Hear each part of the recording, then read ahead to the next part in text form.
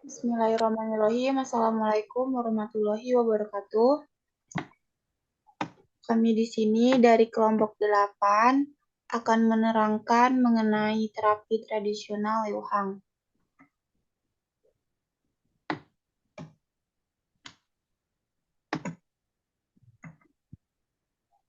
Di sini ada 4 anggota, yaitu yang pertama ada Ananda, yang kedua ada Isnaini, yang ketiga ada Mutiara Sani, dan yang keempat ada Nazul Alifah. Dengan latar belakang, masyarakat Sunda memiliki tradisi memanfaatkan tumbuhan untuk meningkatkan kesehatan atau mengobati penyakit. Leuhang mirip dengan terapi sauna. Leuhang menggunakan berbagai produk rempah-rempah, antara lain ada kayu manis, sereh, wangi daun pandan, daun cengkeh, dan daun sirih. Semua rempah dimasukkan ke dalam rebusan berisi udara, dan hasilnya dapat digunakan. Terapi Leuhang sangat bermanfaat karena dapat meningkatkan racun dalam tubuh, memperlancar aliran darah, membuat tubuh lebih ringkih, membuat makanan lebih bernutrisi, dan membuat tidur lebih nyenyak.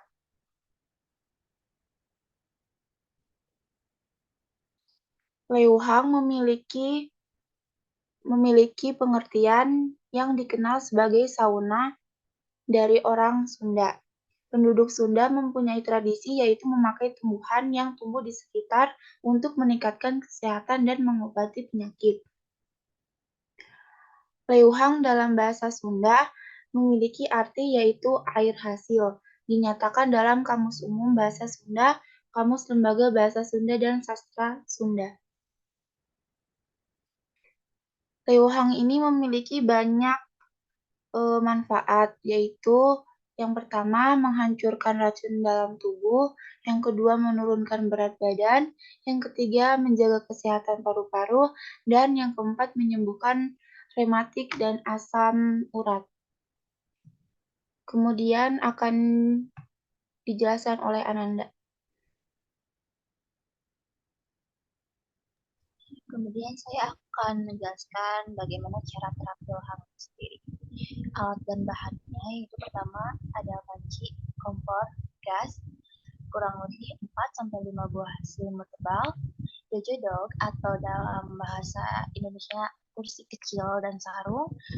Semuanya itu dibutuhkan untuk mereplikasi Leuhang. Apalagi ada beberapa lembar honjek, kuis, sirsak, dan daun-daun. Kemudian cara melakukan terapi ini ada dengan dua cara yang berbeda, yaitu saat terkena flu dan saat tidak terkena flu. Masing-masing cara tersebut memiliki hal yang berbeda, seperti itu. Kemudian, hasil rebusan yang direbus disimpan di depan kursi pendek. Dedaunan yang sudah direbus hingga mendidih, sebaliknya orang yang sakit flu dan pilek cenderung menyimpang dan hanya menggunakan sarung dan selimut untuk merawat organ dan jaringan penyerap udara di dalam tubuhnya. Setelah itu, baru masuk ke dalam box berukuran 1,5 kali 1,5 meter. Di atas box terdapat lubang untuk menyembuhkan menyembulkan kepala. Box tersebut kemudian dialiri uap Leuhang melalui pipa yang dihubungkan ke alat rebusan air yang dapat diatur kapasitas uap dan suhunya. Jika berada di dalam selama lebih dari 1 jam, Anda maka akan mengalami beberapa sensasi yang tidak biasa. Uap panas dan wangi dari rebusan efektif mengurangi demam dan flu yang menyebar. Next.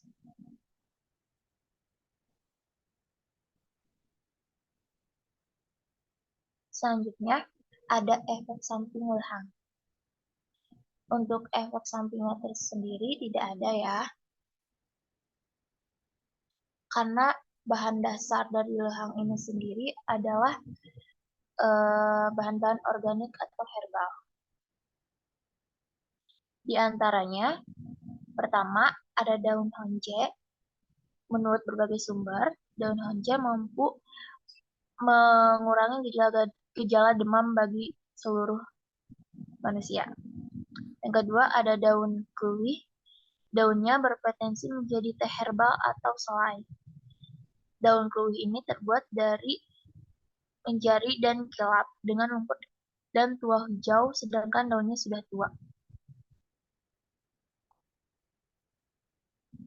Manfaat daun keluih ini berhasil sebagai obat demam secara alami dan juga bisa mencegah stroke, obat gangguan pencernaan, menambah berat badan, obat mual, serta obat radang, dan lain sebagainya. Yang ketiga yaitu ada daun sirsak. Daun sirsak ini bermanfaat untuk menyembuhkan asam urat, paru-paru, kista ovarium, kesuburan, dan sistem endokrin lainnya. Yang terakhir yaitu ada daun jambu air. Nah, daun yang satu ini lebih efektif mengecilkan ukuran, bisa juga untuk mengurangi berat badan. Ini juga bisa menjadi tambahan untuk pencernaan dan lain sebagainya.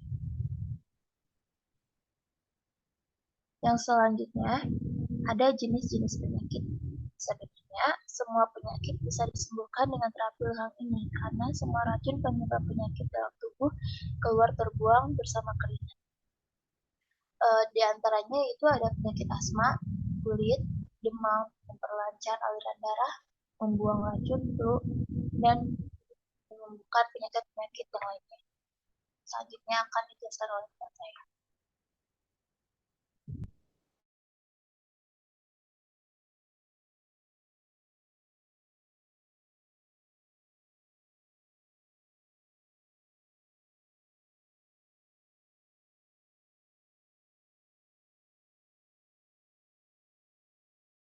Selanjutnya, boleh rekan saya yang lain untuk melanjutkan presentasi. Mutiara.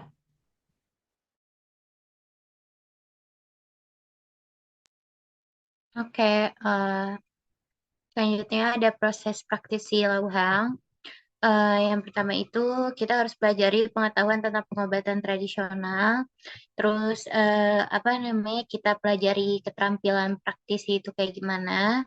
Terus kita lakukan pelatihan dan sertifikasi. Dan baru kita boleh memulai praktik. Next selanjutnya.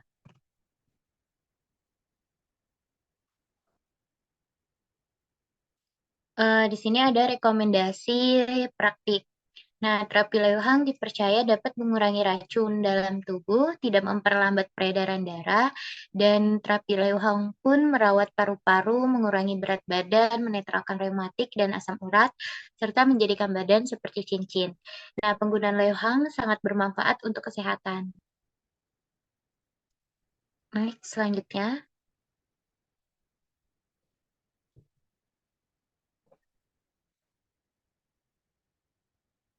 Leuhang bagi kesehatan. Terapi Leuhang aman bagi kesehatan secara umum dan sudah dilakukan dengan penuh perhatian. Leuhang terbuat dari bahan murni yang tidak tercemar. Potensi berbagai tanaman sangat berpotensi terhadap kesehatan manusia. Baik, teks selanjutnya. Nazwa.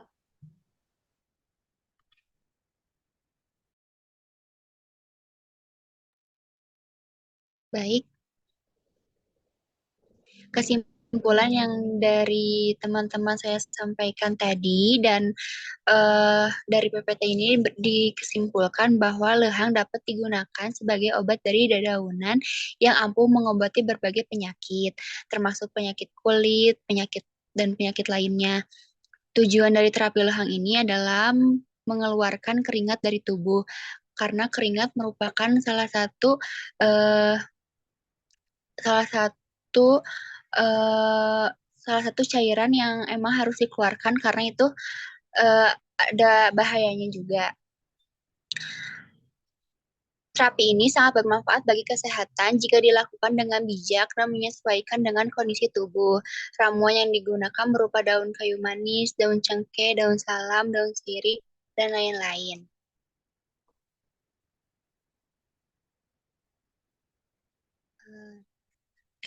Selanjutnya ada rekomendasi. Yang pertama, penelitian mengenai manfaat lehang harus dilestarikan di masyarakat. Kenapa pernyataan nomor satu ini harus dilestarikan? Karena kebanyakan masyarakat, khususnya di kalangan orang Sunda ini, belum banyak yang tahu tentang lehang.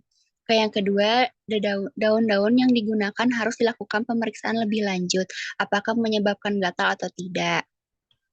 Maksud dari sini, kita harus mengetahui tubuh kita ada riwayat alergi apa tentang dedaunan. Takutnya ada salah satu daun yang mengakibatkan alergi pada tubuh. Yang ketiga, perlu mengembangkan lebih tinggi jika daun tersebut gatal. Yang selanjutnya ada 4, mengadakan sosialisasi setelah penelitian lebih lanjut. Sudah. Oke, baik. Cukup dari kami. Mohon maaf jika masih banyak kesalahan. Assalamualaikum warahmatullahi wabarakatuh.